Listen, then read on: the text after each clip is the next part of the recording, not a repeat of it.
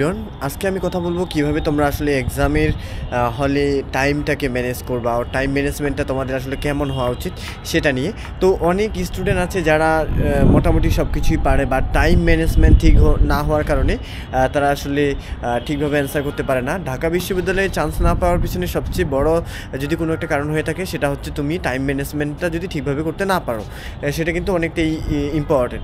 আর এখানে হচ্ছে এমসিকিউতে 7টা এমসিকিউ তোমাকে দিবে তারা অ্যারাউন্ডস, মানে একটা এমসিকিউ দাঁড়ানোর জন্য তোমাকে দিবে 45 সেকেন্ড এরকমই দেয়।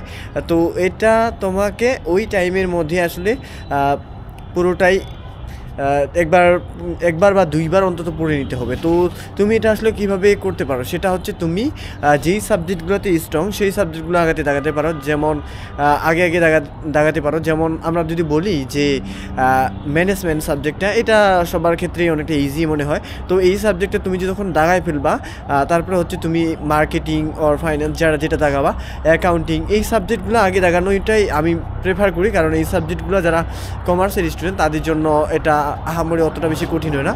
তোমরা যখন এই সাবজেক্টগুলোর এমসিকিউগুলো আসলে দাগানো শেষ করে ফেলবা, তখন কিন্তু তোমাদের অনেক টাইম বেঁচে যাবে।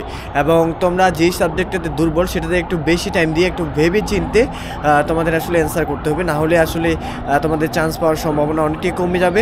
অনেকে হয় যে পরীক্ষায় আসলে পুরো কোশ্চেনটা একবার পড়তেও পারে না, এরকমও দেখি আমরা। তো এটা যেন না হয়, সেই জন্য তুমি যেই সাবজেক্টগুলোতে বেশি পারো সেগুলো আগে ফোকাস করে ওইগুলো আগে দাগায় শেষ করবা। দেন যেটাতে তুমি একটু কম পারো সেটাতে একটু টাইম দিয়ে তুমি একটু বুদ্ধি খাটিয়ে দাগানোর চেষ্টা করবা। আর যেহেতু এখানে কোশ্চেনগুলো তোমার কমন আসবে না, সো তোমাকে আসলে ওই রকম কিছু চিন্তা ভাবনা করেই কোশ্চেনগুলোর অ্যান্সার করতে হবে, যেন নেগেটিভ মার্কিং বেশি না খেয়ে যাও। এবং নেগেটিভ মার্কিং খাওয়ার কারণে কিন্তু তোমার চান্স পাওয়ার সম্ভাবনা অনেকটা কমে যেতে পারে। তো ইংলিশটা যেহেতু এখানে পাস মার্ক একটা কন্ডিশন দেওয়া থাকে, সর্বনিম্ন 5 পেতে হয়। তো এই জায়গাটা ইংলিশটা একটু তোমরা চিন্তা ভাবনা করে দেখাবা, না হলে কিন্তু তোমরা পরে হয়তো ইংলিশে খারাপ করে ফেলতে পারো। এটাই বলা ছিল টাইম ম্যানেজমেন্ট নিয়ে। আর অনেকের কোশ্চেন হচ্ছে অ্যাকাউন্টিংয়ে তোমাদের ম্যাথগুলা কীভাবে করবা। ম্যাথ করতে অনেক সমস্যা হচ্ছে।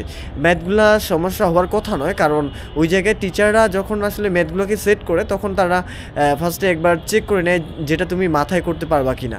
তো যেহেতু ওই জায়গায় টিচাররা একবার চেক করে নেয়, অ্যান্ড যেহেতু কেউ না কেউ এটা মাথা দিয়ে করতে পারে, তার মানে তোমাকেও ওই ঠিকভাবে ক্যালকুলেশনে এক্সপার্ট হতে হবে। ক্যালকুলেশনে এক্সপার্ট হওয়ার জন্য তোমাকে বিভিন্ন টেকনিক ফলো করতে পারো, যেমন 10%, এগুলো বের করার জন্য তো একেবারে ইজি।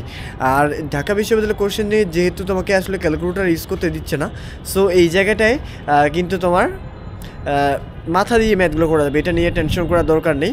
আর রিটেন যখন তোমার আসলে এমসিকিউটা খুব তাড়াতাড়ি দাগানো শেষ হয়ে যাবে, তখন কিন্তু তোমাকে টিচাররা একটা অপশন দিতে পারে যে তোমার যেহেতু এমসিকিউ দাগানো শেষ, যার কারণে তোমাকে রিটেন লিখতে দিতে পারে।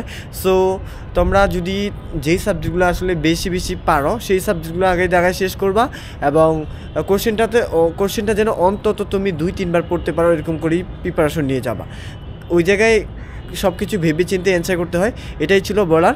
আর এটার কারণে ম্যাক্সিমাম স্টুডেন্ট সি ইউনিটে চান্স পায় না, আর সি ইউনিটে কাটমার্কটা অনেকটাই বেশি থাকে। এখানে এমসিকিউ আমাকে 45 or 40 এনশিওর করতে হবে, না হলে আসলে তোমার চান্স হবে না। তো দেখা হবে অন্য কোনো দিন অন্য কোনো ভিডিওতে। Good bye.